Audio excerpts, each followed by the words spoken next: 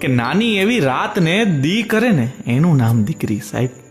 પોતાની પહેલા તમારી ખુશીની ચિંતા કરે ને એનું નામ દીકરી. કે બોલવાથી તો આખી દુનિયા સમજી જાય સાહેબ, પણ તમે ચૂપ હો અને તોય તમને સમજી જાય ને એનું નામ દીકરી. કે ઘૂઘરીનો ઘમકાર અને ઝાંઝરનો ઝણકાર એ તો જે ભાગ્યશાળી હોય ને એના નસીબમાં જ હોય. જો તમે દીકરાને ચંદન કહેતા હોવ ને તો હું દીકરીને કસ્તુરી કહું છું. જો તમે દીકરાને ઘરની તિજોરી કહેતા હો તો હું દીકરીને ફળિયું કહું છું, ઘરનું આંગણું કહું છું.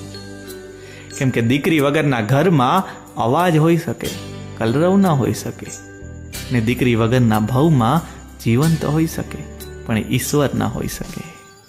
અને એટલે જ કે દીકરી એટલે ઈશ્વરના આશીર્વાદ નહીં, આશીર્વાદમાં મળેલ ઈશ્વર એટલે દીકરી. આશીર્વાદમાં મળેલ ઈશ્વર એટલે દીકરી.